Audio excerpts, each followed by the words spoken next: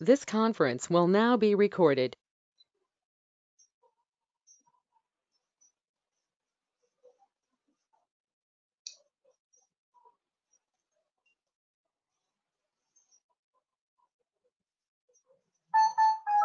अद्य मंगलवासरः अथवा भौमवासरः आषाढ़ शुद्ध दशमी दिनांक 30 जून 2020 चरक सूत्र स्थान अध्याय 25 शंखं चक्रं जलौकां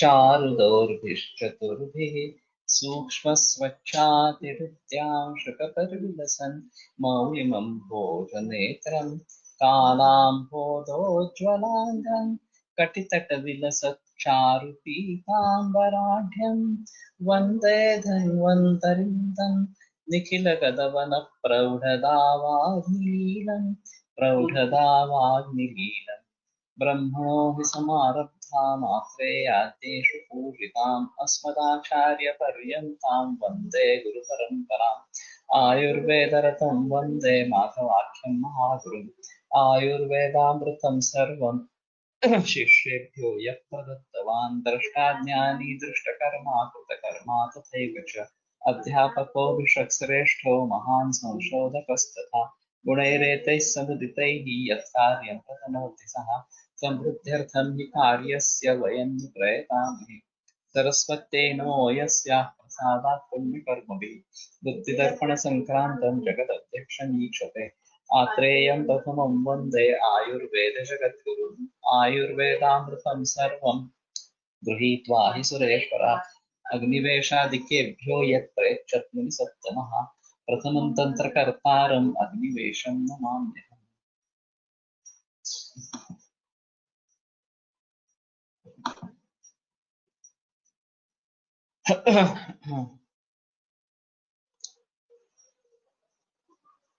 गवेदुकान्नं कर्षणीयानाम्।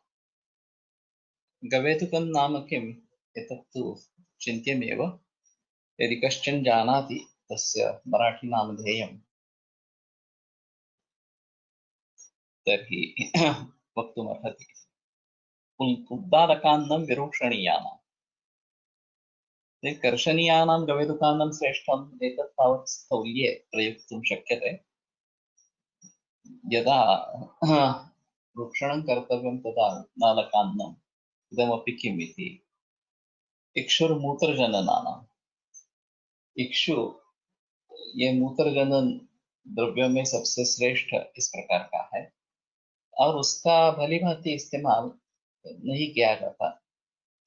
इसमें दो चीजें हैं, एक तो इक्षु या गन्ने का उत्पादन जो है वो सेंद्रिय पद्धति से या नैसर्गिक पद्धति से होना है और उसके मूल का इस्तेमाल करना है।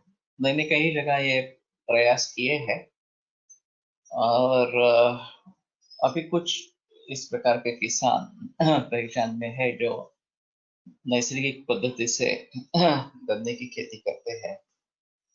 तो ये मूल उनमें से यहाँ से लेकर उसका शायद कल्प बनाए। मैंने अभी तक ऐसा कुछ नहीं किया है, लेकिन वो बेहतर ऑप्शन इस प्रकार का है।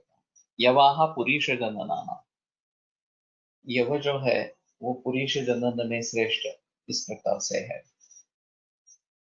तो यवमा यवमाश द्वयादिभिः, मेषा जो मध्य कुलमाश यवमाश द्वयादिभिः, ये पुरुष क्षय में वाग्भट में लिखा है। और एक वेणुमाधव शास्त्री जी ने एक अजीब केस आयुर्वेद पत्रिका में उनके बारे में लिखा था आर्टिकल, सर्वांगात स्कूटर तुरित वाज द टाइटल, ये उसका शीर्षक था। और कोई मरीज था कि वो बताता रहता था कि मेरे पूरे बदन में स्कूटर फिरती रहती है और कोई भी उसका निदान नहीं कर पा रहा था कि ये क्या बोल रहा है एक्चुअली।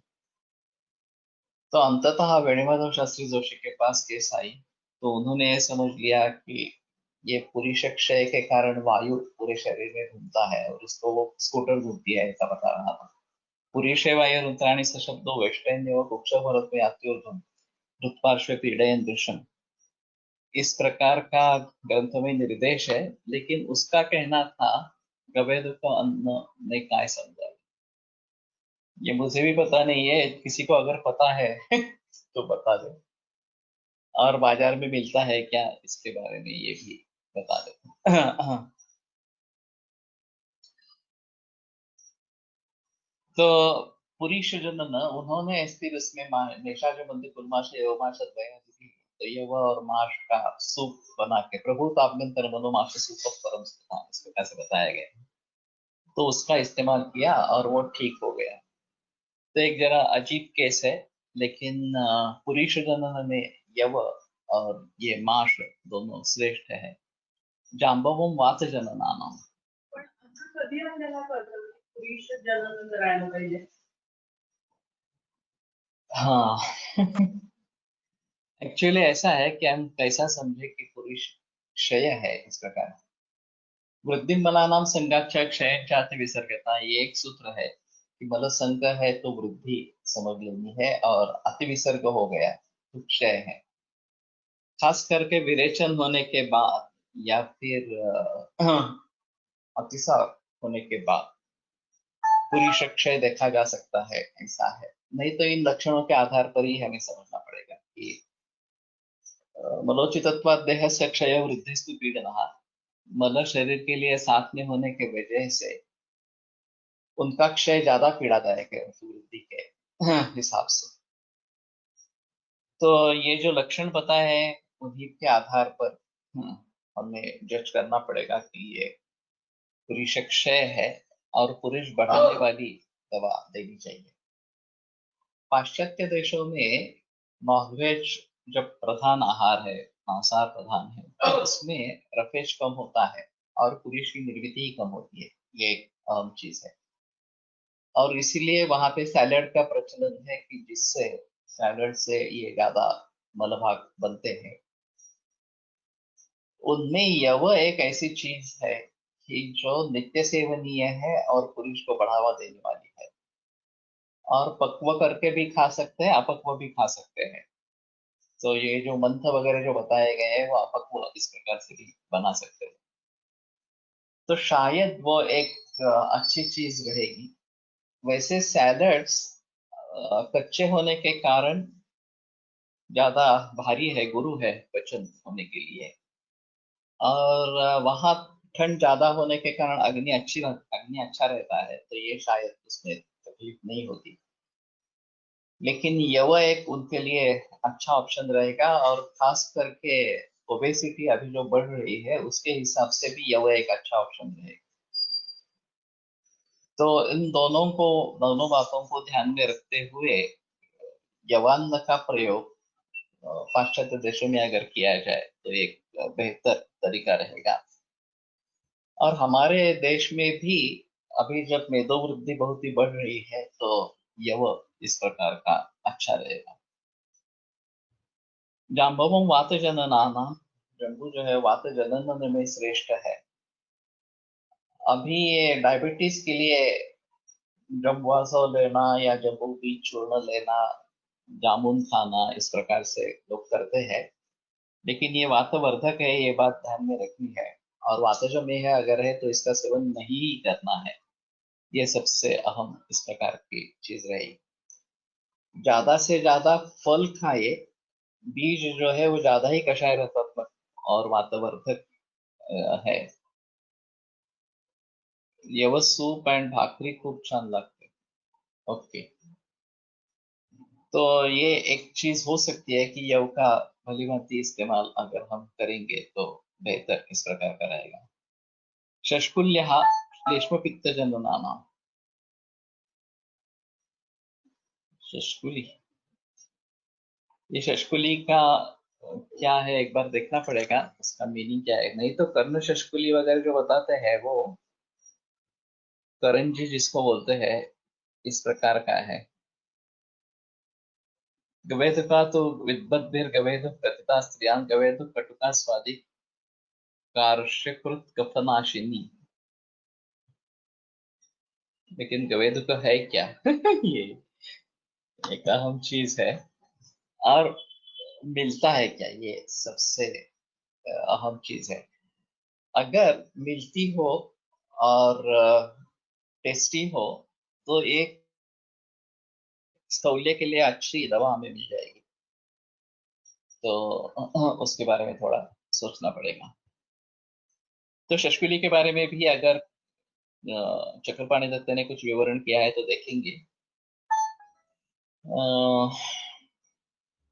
लगता तो ऐसे है, ये तो शष्कुली जो मैं बता रहा हूँ वो कृतान्न में है, वो मूल द्रव्य में नहीं है। ये शायद मूल द्रव्य के बारे में कुछ निर्देश इस प्रकार का है। कुलत्था अम्लपित्त जननाना, कुलत्थ जो है वो अम्लपित्त निर्माण करने में श्रेष्ठ इस प्रकार के है। तो वैसे अम्लपित्त के बारे में सीधे रेफरेंसेस नहीं है चरक में। शोषाम्लपित्त ज्वर पीनसानाम ये विरुद्धाहार में भी अम्लपित्त के बारे में लिखा है, और ग्रहणी में भी अम्लपित्त के बारे में एक दो रेफरेंसेस आ जाते हैं। मावळात काही शेतकरी करतात। ओके, तो ये कोशिश करो, कहाँ पे मिलते हैं, कैसे दिखते हैं, क्या है, जेएसवीसी पे शेयर करो अगर हो सकता है तो, और उसका क्या बनाते हैं ये भी उसके बारे में थोड़ा सोचेंगे। हाँ, और किस नाम से मिलता है ये भी देखो। तो ठीक है, अगर गवेद का मावळ में है तो देखना चाहिए। तृणधान्य विशेषः, फिर भी उसको क्या कहते हैं ये थोड़ा समझ लेने की जरूरत है। उसको किस प्रकार से पकाते हैं, खाने में कैसे इस्तेमाल करते हैं, ये थोड़ा देखना चाहिए। तो इसके बारे में दो प्रकार के संदेह है अम्ल पित्त के बारे में। आगे चलकर योग रत्नाकर वगैरह में अम्ल पित्त का निदान और अम्ल पित्त की चिकित्सा बताई गई है। और जो चरक मतानुयायी है, गोजिह्वा नागबला इति राजनिघंटु, नागबला इज टोटली डिफरेंट, गोजिह्वा भी अलग ही है। गोजिह्वा मिलती है वैसे। नहीं नहीं। तो ये संदेह वाली चीज है, तो देखना चाहिए कि क्या है इस प्रकार से। तो कुलत्थ इसमें श्रेष्ठ है, अम्लपित्त जनन में श्रेष्ठ है। जब मैं कॉलेज में पढ़ता था, मेरे ख्याल में थर्ड ईयर में था शायद, 78 79 की बात है। तो अम्लपित्त का एक परिसंवाद तिलक आयुर्वेद महाविद्यालय में होता था, अमर कोशात आलेले आहे। ओके, ठीक है, इसके बारे में बहस चलता रहेगा, लेकिन जो भी जानकारी है वो देते रहो, ये बेहतर है। तो मुझे आश्चर्य हुआ कि वहाँ जो कुछ वैद्य आए थे, उनका ये कहना था कि अम्लपित्त में कोई अच्छी दवा नहीं है आयुर्वेद में, और ज्यादातर लोग एंटासिड का इस्तेमाल करते थे। जो बीएमएस प्रैक्टिशनर थे वो भी एंटासिड का इस्तेमाल करते थे, और चंद ही कुछ पेपर ऐसे थे कि जिन्होंने सूचक्कर का अम्लता के बारे में बताया। आगे चलकर जब मैंने प्रैक्टिस शुरू की तो मुझे एहसास हुआ कि ऐसा तो है ही नहीं कुछ। अम्लपित्त की चिकित्सा हम भली भांति कर सकते हैं। कुछ ही केसेस ऐसे हैं कि जिसमें बहुत सारा दिमाग लड़ाना पड़ता है और फिर भी अच्छे रिजल्ट्स नहीं आते। जो एलोपैथी के ड्रग के आदी हो गए हो कि ये दवा नहीं लेंगे एलोपैथी की तो बात बनती ही नहीं है, उनमें काफी मुश्किल होता है। उनमें भी वमन करते रहने से काफी अच्छा परिणाम मिलता है।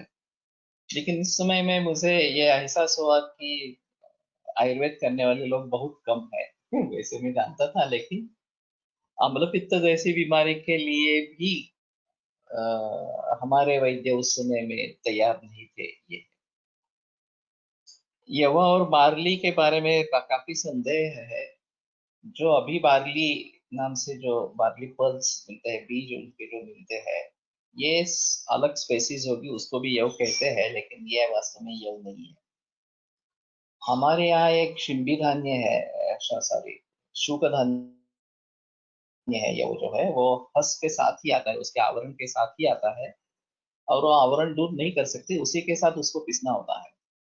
और फिर चाशनी के द्वारा ये हाँ, ऊपर वाला जो हिस्सा है वो फेंक देने का, और जो उसका पाउडर मिलेगा उसका इस्तेमाल करने का, उसमें काफी ये रॉ मटेरियल या बहुत ज्यादा निकल जाता है।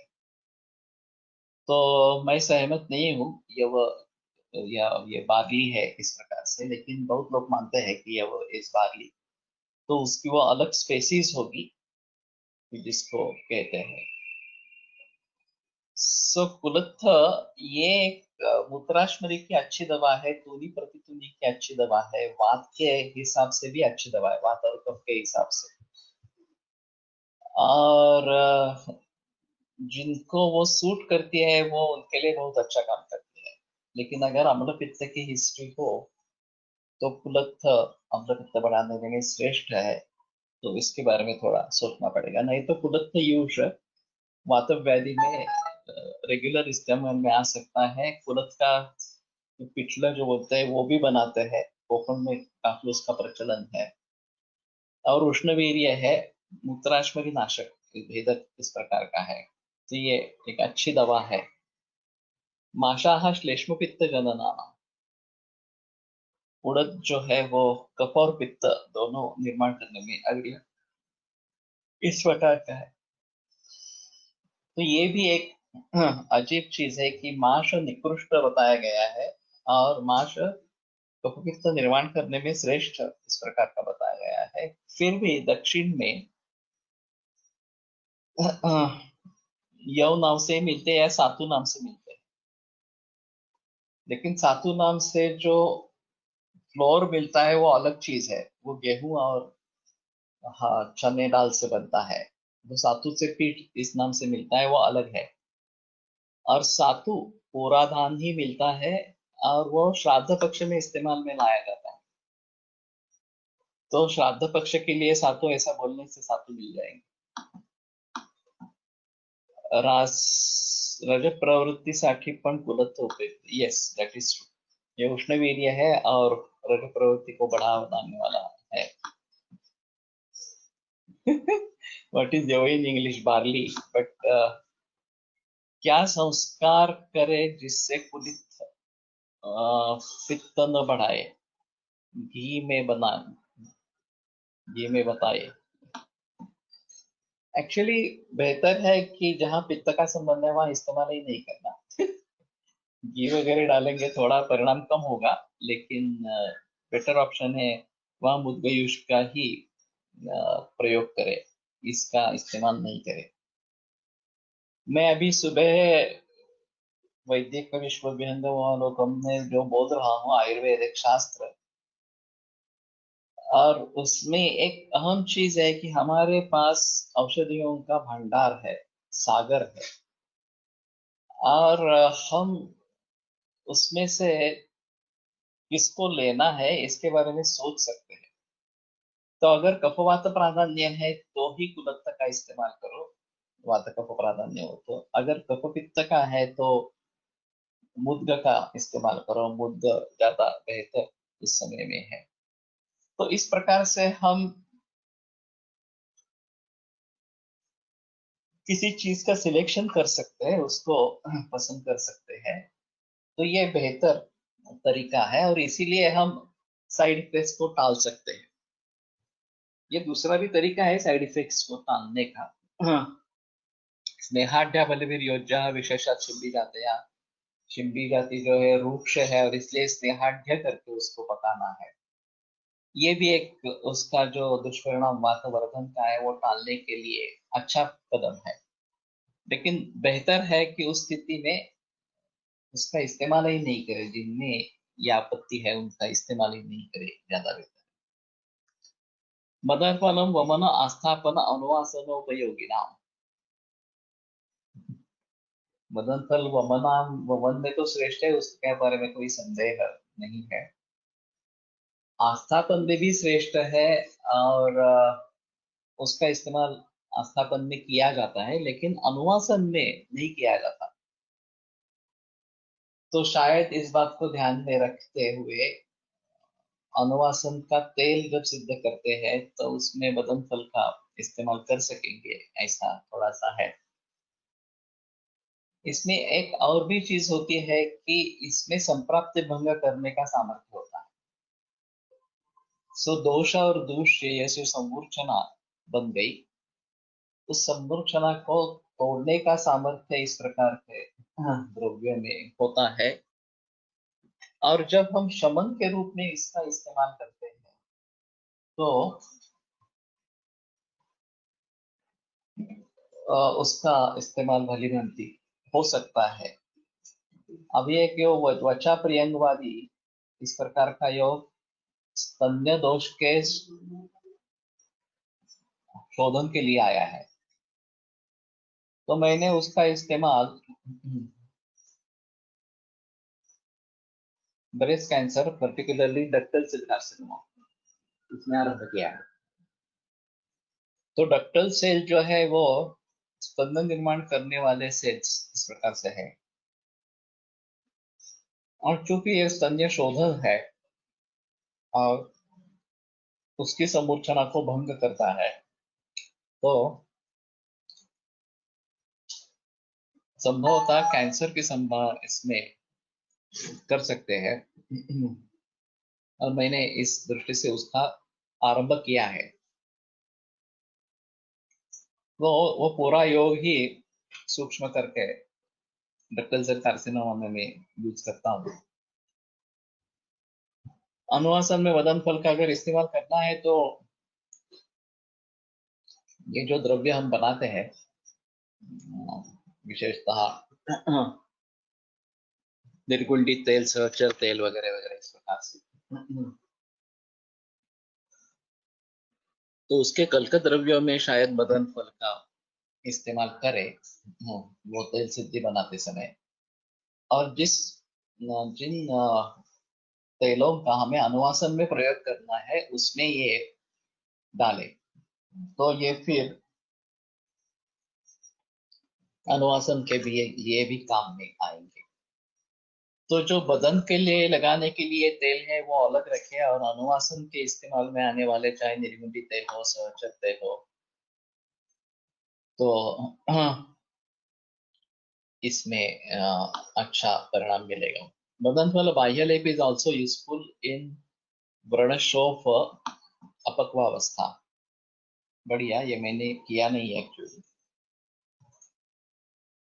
व्रणशोफ अपक्वावस्था में त्रिफला गुगुल का लेप देते रहते हैं, और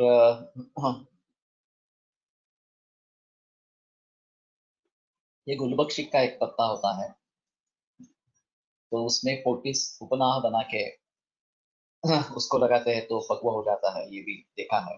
नहीं होते निवेदन नहीं, पण पकवा पण होता ना ते। तो ठीक है, इसका मैं इस्तेमाल करके देखूंगा।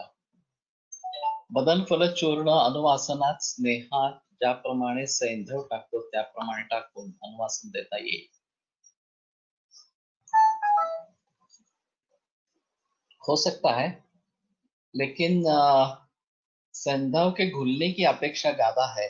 शायद थोड़ा रह जाता है, सैंधव भी वैसे घुल नहीं जाता पूरा तेल में। जब लवणाक्त इस प्रकार का करते हैं, आक्तम लवण तेल। हाँ ना, घृत और सैंधव इस प्रकार का एक बताया गया है, तो इसके बारे में सोच सकते हैं। लेकिन बदन फल सिद्ध तेल बनवून ठेवलं तर हवे तेव्हा वापरता येईल, पॉसिबल है। लेकिन देखना चाहिए कि ज्यादा तीक्ष्ण न हो। कम मात्रा में इस्तेमाल करना है तो ठीक है, मात्रा बस्ती के हिसाब से। लेकिन फुटकाने बस्ती दिल्यास तसा प्रॉब्लेम येणार नाही, ये भी सही है। लेकिन फिर भी सिद्ध तेल बनाना ज्यादा अच्छा है, ऐसा मुझे लगता है। और केवल मदन फल से सिद्ध करे या नहीं करे ये अलग चीज है। दूसरे द्रवन के साथ अगर मदन फल उसमें डालेंगे तो ज्यादा बेहतर इस प्रकार का रहना रहेगा। त्रिवृत सुख विरेचना, तो सुख विरेचन के लिए त्रिवृत अच्छा है। और वैसे डायरेक्टली भी त्रिवृत इस्तेमाल कर सकते हैं चूर्ण के फॉर्म में, या फिर त्रिवृत अवलेह भी उपलब्ध है। अविपत्तिकर चूर्ण, इसमें त्रिवृत प्रधान है, तो उसके बारे में भी हम सोच सकते हैं। और बाकी के भी योग विरेचन अध्याय में आए हैं, त्रिवृत के बारे में, उनका इस्तेमाल कर सकते हैं। चतुरंगुलो मृदु विरेचना, तो सुख विरेचन और मृदु विरेचन इसमें अंतर किया है। तो ये सुखस्कारक इस प्रकार का रहता है, और ये बहुत ही मृदु है, आरगवत जो है वो। और इसका ज्यादा इस्तेमाल एक्चुअली कर सकते हैं, लेकिन हुआ नहीं है। हमारे घर के सामने ही उसका पेड़ है, और काफी आरगवत इकट्ठा भी होता है। मैंने शुरू में आरगवत बड़ा बटी इस प्रकार से बना के रखी थी, लेकिन ज्यादा इस्तेमाल नहीं हुआ है। लेकिन वो करेंगे तो बेहतर इस प्रकार का है।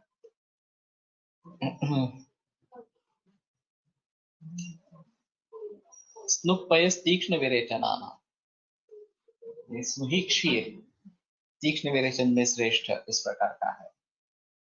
तो जहां बहुत ही तीक्ष्ण विरेचन की आवश्यकता है, वहीं पे इसका इस्तेमाल भली भांति हो सकता है। सोच समझ कर देना है। उष्ण तीक्ष्ण ज्यादा है, और कफ प्राधान्य वात प्राधान्य ज्यादा है, तो ही देना है। बदनफल सिद्धानुवासन नेमकी कोणत्या प्रकारच्या व्याधीमध्ये वापरता येईल? जैसे मैंने कहा कि ये संधिकर्ष जो है वो भंग करने, संप्राप्ति भंग करने के लिए लाभदायक इस प्रकार का है। और ऐसे नहीं बता सकूंगा, लेकिन कफग्न भी अच्छा है, तो उष्णवीर्य है, तो कफवात प्रधान अवस्था में दे सकते हैं, ऐसा ही थोड़ा सा रहेगा। स्नेक शीत काय स्वरूपात साठवून ठेवता येते? मैंने तो कुछ किया नहीं है, लेकिन क्षार बनाते समय स्नेक शीत का इस्तेमाल, क्या क्षार सूत्र बनाने के लिए स्नेक शीत का इस्तेमाल लोग करते हैं, और वो सुबह जल्दी जाकर वो कलेक्ट करना पड़ता है, और वो जल्दी सूख जाता है। तो जो सूत्र रहेगा उसको उसमें भिगोना है, और वो सूख जाता है। ऐसे 3 बार करना है कम से कम, तो ये क्षार सूत्र इस प्रकार से भी बन सकता है। तो जो मिलता है दुग्ध, उसको आतप में रखेंगे, या धूप में, या शैडो में, तो शायद वो सूखा हो जाएगा। और फिर उसका कैसे इस्तेमाल करना है देखना है। शायद हमें कल्पस्थान में इसके बारे में पता चलेगा कि किस प्रकार से उसको कलेक्ट करना है, और उसका इस्तेमाल करना है। Aragvat Manuka Fanta can be given for multiviration. We give Aragvat Matcha 10 gram packets and ask patient to add Manuka. अच्छा है। लेकिन ये हमने त्रिगुटी बनाई थी, आरगवत त्रिफलावटी। त्रिफला को आरगवत की भावना दे दी थी, और वो 2-3 भावना दे सकते हैं, और फिर गोली बनती है अच्छी, ज्यादा कुछ बाइंडर टेक्निक की जरूरत नहीं रहती। और ये गोली ऐसे ही दे सकती है, या मनुका फांट के साथ दे सकते हैं तो भी चलेगा। स्नेक शिरसा कल्प विरेचनासाठी अवेलेबल आहे मार्केटमध्ये। By what name? नाम क्या है? नाव आठवलं तर सांगतो। ओके। स्नेक शिरात समभाग चिंचापत्र रस घालून उन्हात चकवून वाळवला की चूर्ण स्वरूपात वापरावे असा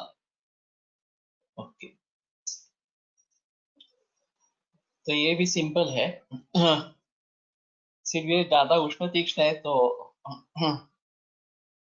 उसका उपयोग करते समय सावधानी बरतनी है। हाउ टू एक्सट्रैक्ट आयुर्वेद मिर्च। वो गर्म पानी में अगर डालते हैं, हाँ, और फिर वहीं पे निचोड़ कर लेते हैं, तो जो बीज और उसमें जो कठिन भाग रहता है वो निकल जाता है और वो घुल जाता है। आयुर्वेद मज्जा है वो घुल जाती है। फिर वो छान लेना और फिर ज्यादा गाढ़ा बनाना उसका, उसके बाद उसका पचन करना, और फिर वो त्रिफला में डाल के उसकी भावना देना। मदन फल सिद्ध तैल विचारणा स्नेह वस्तु वापरता येईल का। ये तो कर सकते हैं, उसमें कोई प्रॉब्लम नहीं है, लेकिन मैंने भी नहीं किया है। मैंने अभी ये ध्यान में आया कि अनुवासन में श्रेष्ठ है, तो करके देखो। स्नुक्वयस तीक्ष्ण विरेचनानां प्रत्येक पुष्पा शिरो विरेचनानां। तो अपामार्ग से बीजानी, ये जो बताया गया आग्रह संग्रह है अपामार्ग, प्रत्येक पुष्पा शिरो विरेचन में। आरगवत कपिलावट्टी के अनुभव बताए, ये अच्छा है कृमि के हिसाब से, मैं इस्तेमाल करते रहता हूँ। और कृमि पतन अच्छा होता है, और वैसे भी मलानुलोमन भी अच्छा होता है। I think Zuhi is used in embroidered by Amil Pharmacy. Embroidered. ये शायद कर्नाटक या केरला के फार्मेसी है एबी, और उनके काफी मशहूर प्रोप्राइटरी मेडिसिन है।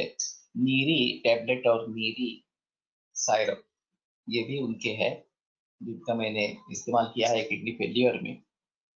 मी आरोग्यवत कल्प वापरून पाहिला, चांगला उपयोग होतो, रुग्णास देण्यास सोपे, अन्य द्रव्यापेक्षा द्रव्यासह पुढील देणे पण सोपे। ओके, ये तुमने एक बार पहले भी शेयर किया था, मैंने अभी तक किया नहीं है, लेकिन कर सकते हैं। हाँ हाँ, पुढील देणे ही सोपे। ओके, सो आरोग्यवत कल्प इस प्रकार से बनेंगे, शुगर लाइक शतावरी कल्प। ओके। मधुस्नुही रसायन बृहत वैद्यरत्न सह संदर्भ सहस्र योगम। रसायन, ये शायद शरद सुश्रुत में भी आया है,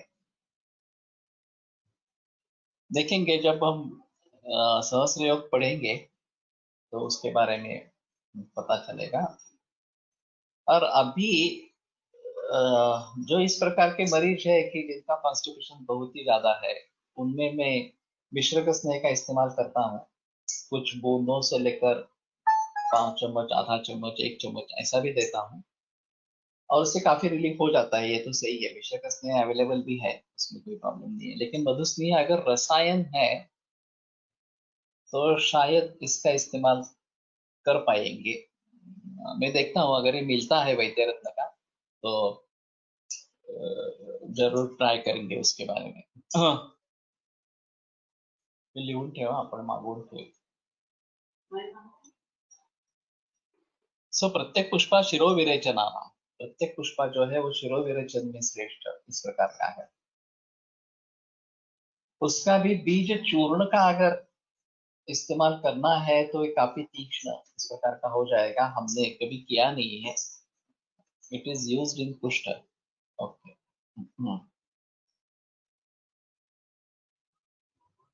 उसमें रसायन, ठीक है, देखेंगे। AK pills tab Stomatol is trade name by Vidyanand lab, best results. Okay, ये विद्यानंद फार्मेसी के बारे में एक बार बता दो, क्योंकि वैसे आरोग्य कपिलावटी आयुर्वेद सेवा संघ नाशिक की आती है, काफी पुरानी है। उदर रोग आणि स्नेही पिप्पली बताया है सहस्रयोग।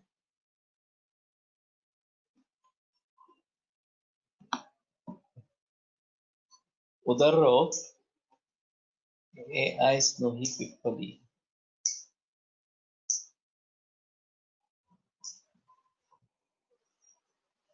पिप्पली। I am using Badusney Rasayana in skin disorders. It is mild purgative.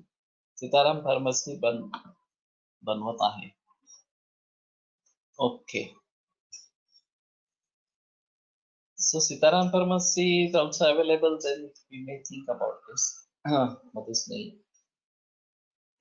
So ये जैसे मैंने बताया सिम्स मिम्स जैसे है, वैसे आयुर्वेद के औषधियों के बारे में जानकारी होनी चाहिए और ऐप होना चाहिए. एक्चुअली सभी लोगों के ऐप है, सभी फार्मेसिस्ट के ऐप, ABS हो, ABP हो, वगैरह वगैरह.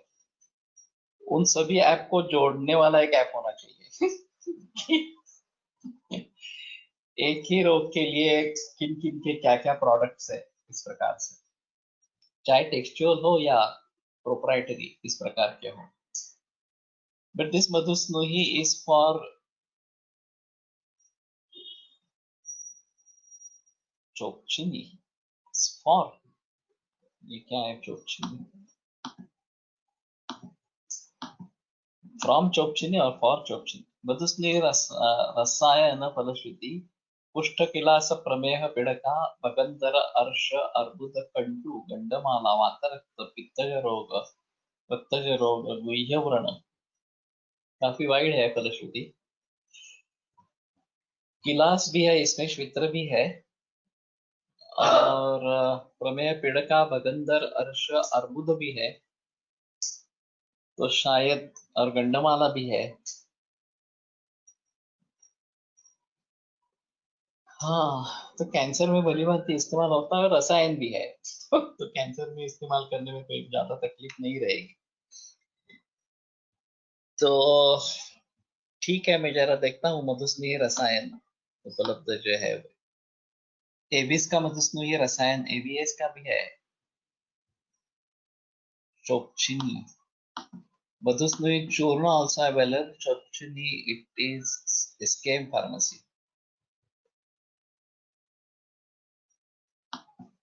ये चोपचिनी का संबंध है, जीर्ण वर्ण में किया है मैंने. ओके.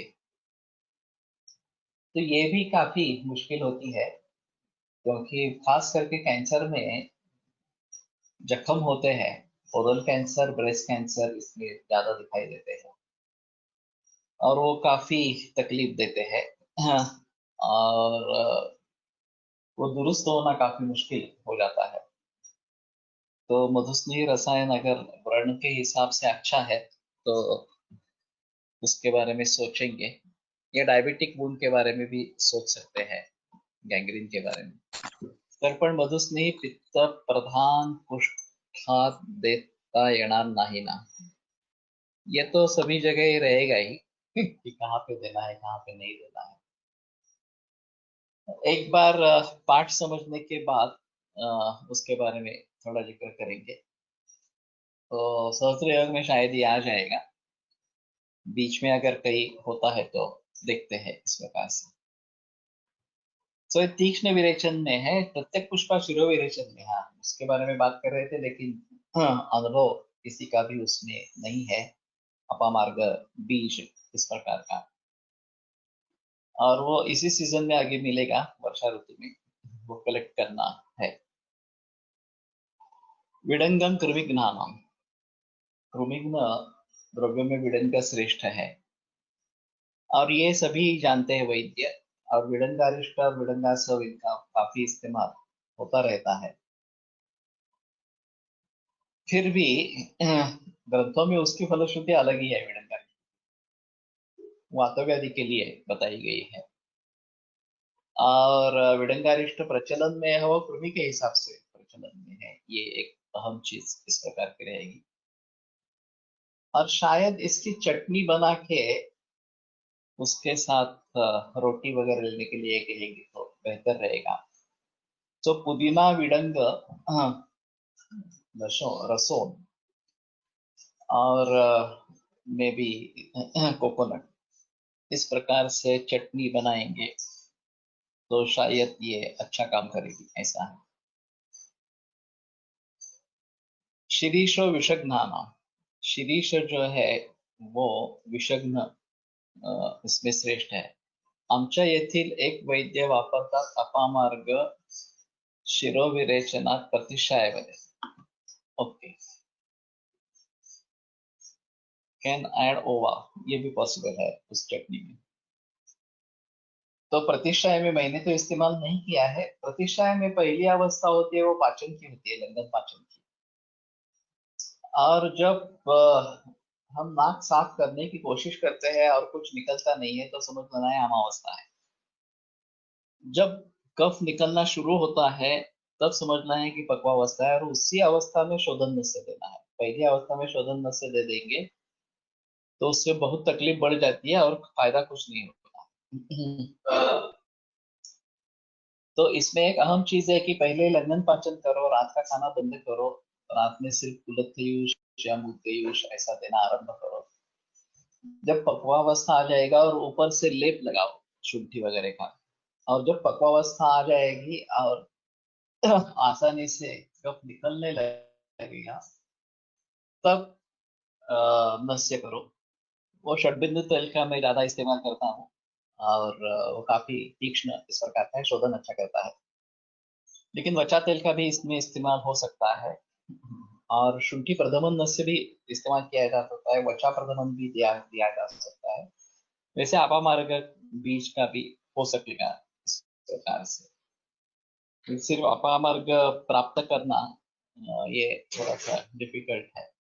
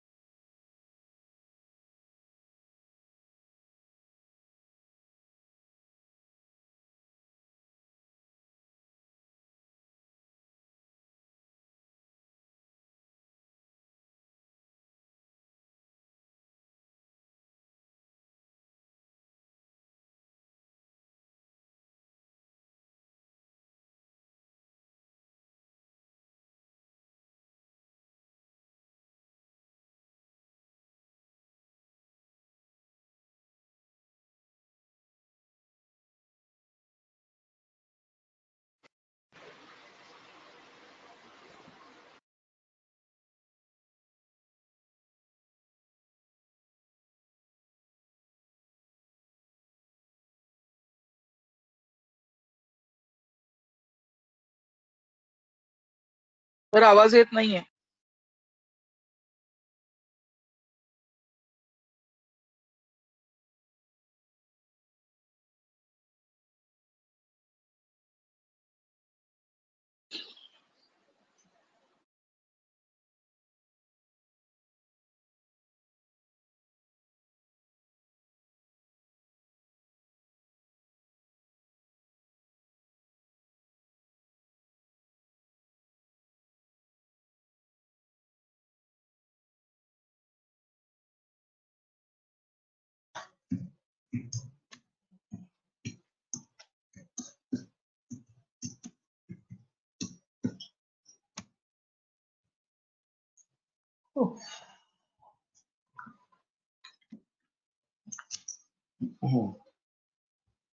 आलं आलं, ऑडियो कनेक्शन आलं।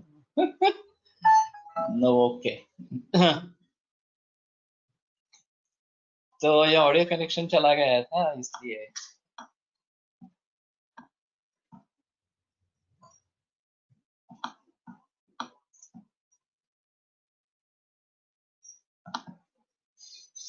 मधुस्नेह रसायन वालीय सहस्रयोग पाठ बाय वैद्यरत्नम त्रिकटु त्रिफलात्मक एला पत्र जाती फल जायपत्री अग्नि लवंग धान्यक श्वेतजीरक वन्यजीरक विडंग चव्य कुष्ठ त्रिवृत पिप्पली मूल अश्वगंधा भारंगी तेजोव्हा नागकेशर गंधक गुगुल मधुस्नेही कृतसिता मधु।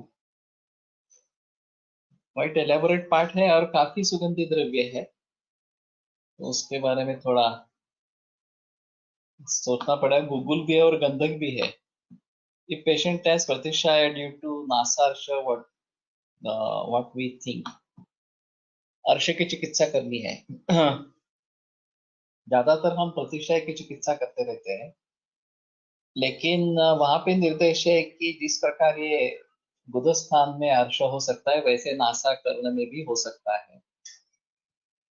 तो उसका मतलब है कि उसके लिए अर्श चिकित्सा होनी चाहिए। तो ताप्यादि लोह या फिर सुवर्ण वटक वगैरह का इस्तेमाल करें नासार्श में। और कुछ लोग मेदो योग का भी इस्तेमाल करते हैं, मेदो धातु का पाचन करने के लिए। और नस्य एक अहम चीज है उसमें। तो अगर सिर्फ पॉलिप है तो तीक्ष्ण नस्य क्षार तेल का भी कर सकते हैं इसमें, लेकिन ये थोड़ा देखकर करना है, नहीं तो क्षार तेल सिर्फ लगाना है उस पॉलिप। और डीएनएस है साथ में, तो अणुतेल निरंतर नस्य करते रहने से डीएनएस भी ठीक होता है, उसको एसएमआर करने की जरूरत नहीं पड़ती है।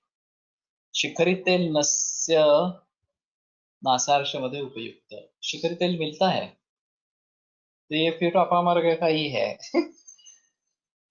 तो ये फिर अच्छा इस्तेमाल में आएगा। शिखरी तेल अगर अवेलेबल है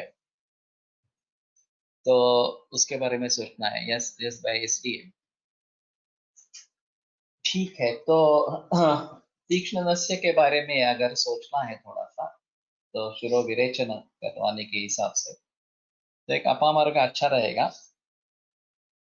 और ये क्षार बनाने में भी अच्छा है अपामार्ग, इसलिए शायद ये इसका इस्तेमाल हम ब्रेन कैंसर में भी कर सकेंगे, ब्रेन ट्यूमर्स में भी कर सकेंगे।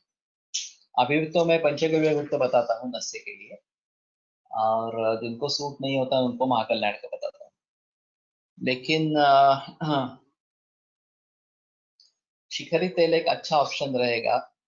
एस्ट्रोसाइटोमा, ग्लायोब्लास्टोमा, ये जो कॅन्सरस प्रकार है, डीएनएस मध्ये कोणत्या तेलाचा नस्य जास्त उपयुक्त? अणुतेल। शुरू में तो अणुतेल ही इस्तेमाल करते हैं।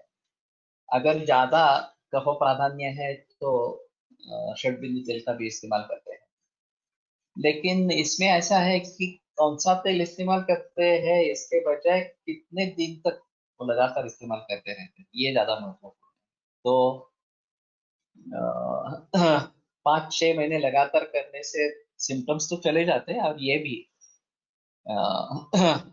अर्श भी नष्ट हो जाता है, या फिर डीएनएस ठीक होने लगता है। अपामार्ग क्षार तेल नागार्जुन गुजरात, क्षारंगर संहिता, कर्णरोग।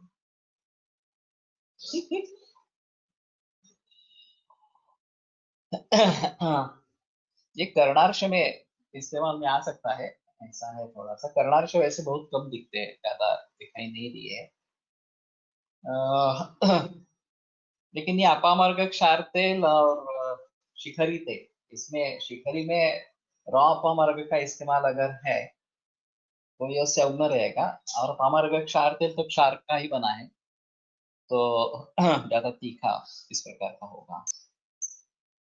तो लगातार अगर नस्य करते रहते हैं तो डीएनएस ठीक हो सकता है, उसके लिए ऑपरेशन की जरूरत नहीं है।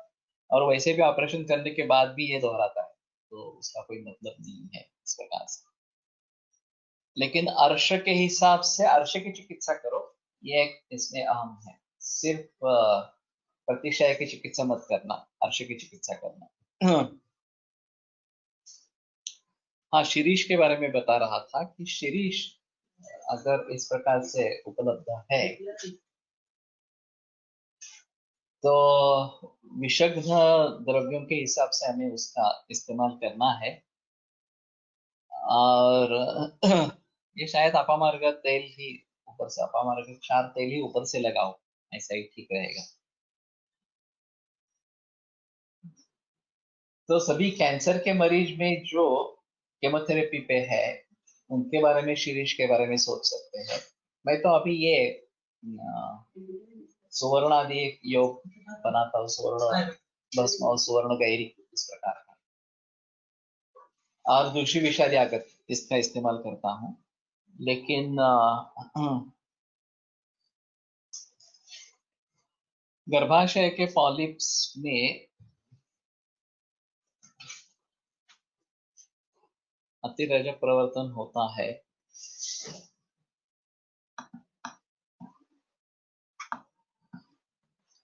रक्त प्रदर अति होता है, उसमें कर सकेंगे, देखना चाहिए, मैंने ज्यादा किया नहीं है।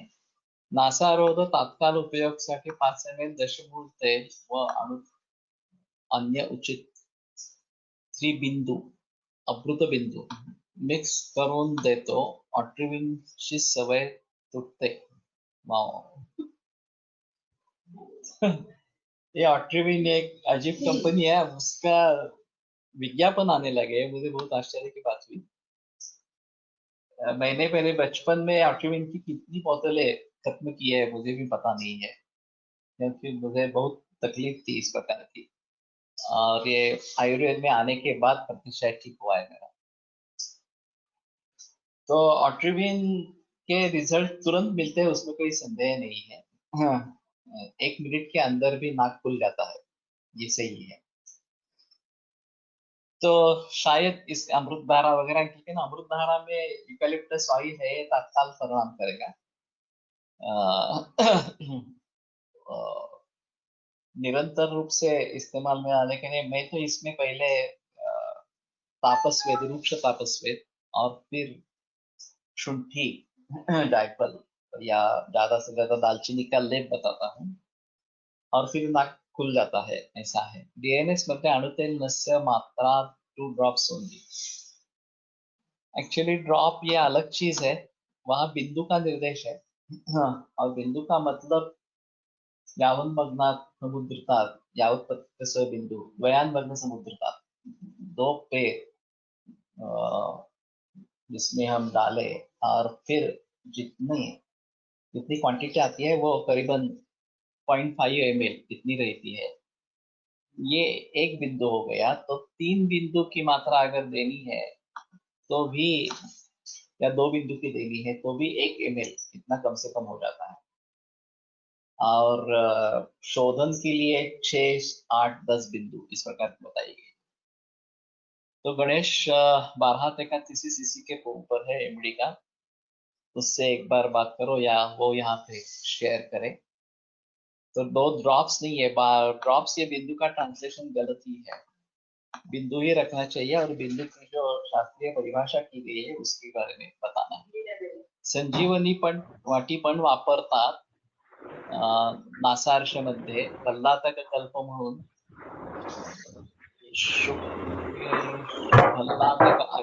शुष्केशु भल्लातकम अग्रम। ये हो सकता है कि संजीवनी का इस प्रकार से इस्तेमाल किया जा सकता है। वैसे संजीवनी इंद्रलुप्त में भी लगाई जाती है, ऊपर से घिस कर, पानी में घिस कर, ये भी भल्लातक के कारण इस्तेमाल में लाते हैं लोग, और उसके अच्छे भी रिजल्ट्स आते हैं।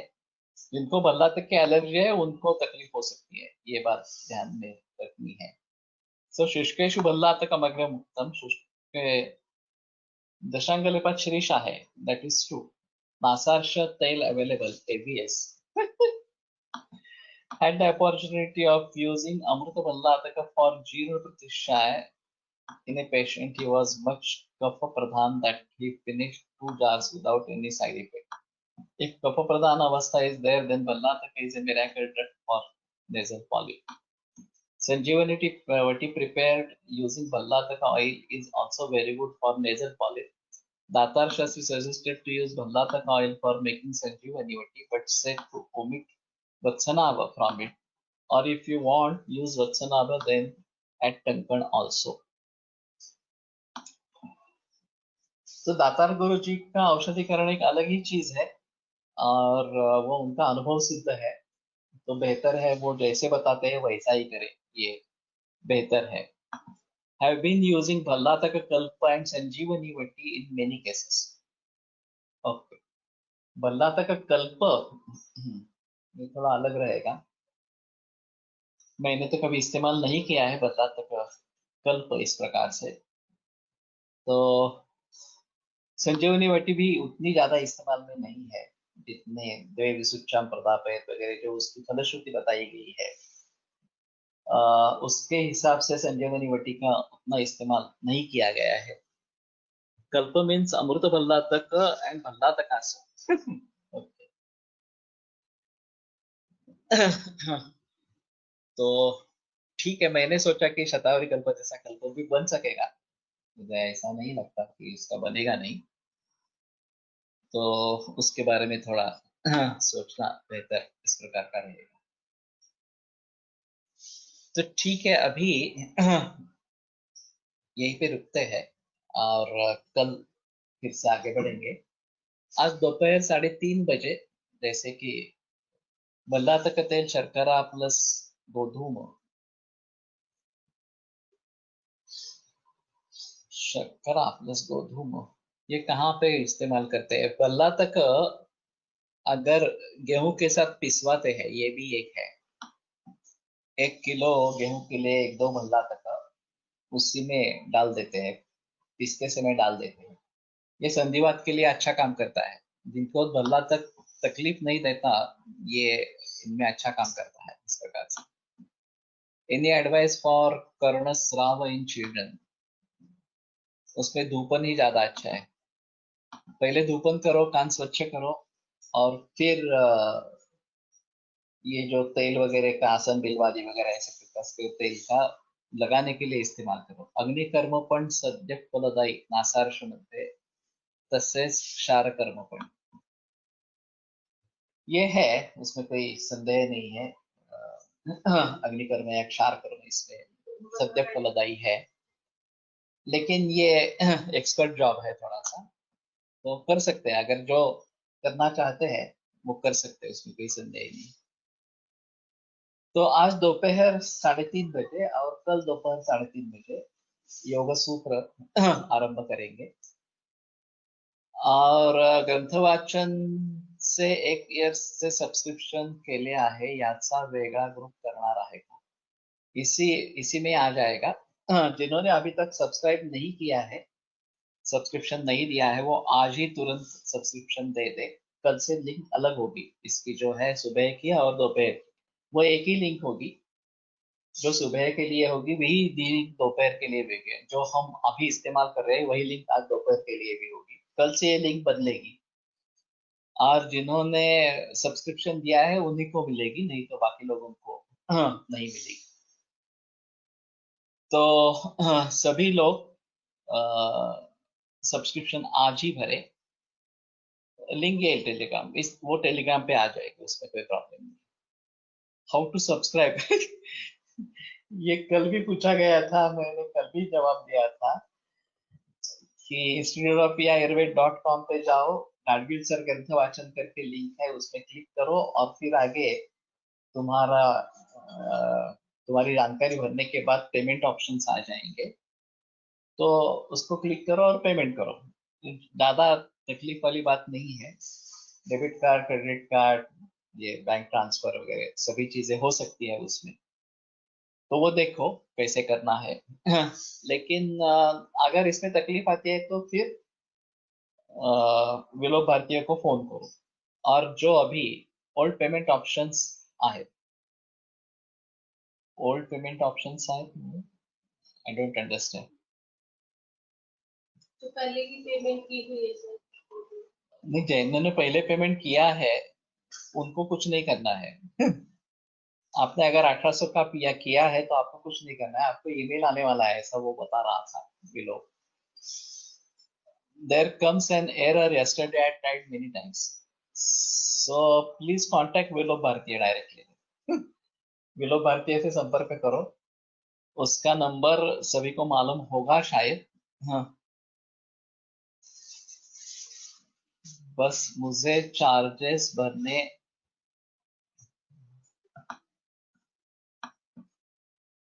मैंने सब्सक्राइब किया, मुझे चार्जेस भरने आवश्यक है क्या? अगर सब्सक्राइब पहले से ही किया है तो नहीं करना है. जिन नए हैं उन्हीं को करना है. आयुर्वेद लाइब्रेरी .com, अच्छा ये अलग चीज है, ये आयुर्वेद लाइब्रेरी में जाएगा. तो ये लिंक कॉपी करो, और ये शायद इसमें भी दी होगी लिंक, टेलीग्राम ग्रुप में दी होगी. तो लाइव ग्रंथ वाचन उसमें जाकर करो, और नहीं तो विलोक भारतीय को फोन करो, मैंने सब्सक्राइब किया, I did payment yesterday, no issue was there.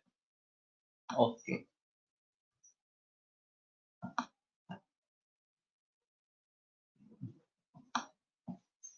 Link for subscription. Yesterday I also tried, there is error. Go to library section. तो ये सबसे आम है, 9850391584 ये विलोक भारती का नंबर है, तो उससे फोन करो अगर तकलीफ आती है तो। लेकिन पहले ये लाइब्रेरी में जाकर देखो तो शायद ये हो जाएगा। ठीक है, दोपहर 3:30 बजे मिलते हैं। आयुर्वेद प्रकांडो निगदितैः शल्यतंत्र प्रधानः शिष्येभ्यः शाश्वतोऽयं निखिलजनकृपा व्याप्तचित्तेन येन आयुर्वेदस्य वाञ्छन् पुनरपि भुवने ताञ्च सुष्ठु प्रतिष्ठान् श्रेष्ठं धन्वन्तरिं प्रणमति च सदा वैद्यवर्गो हि नूनम् वैद्यवर्गो हि नूनम्। विरम्यते व्याख्यान व्यापारः। मध्याह्न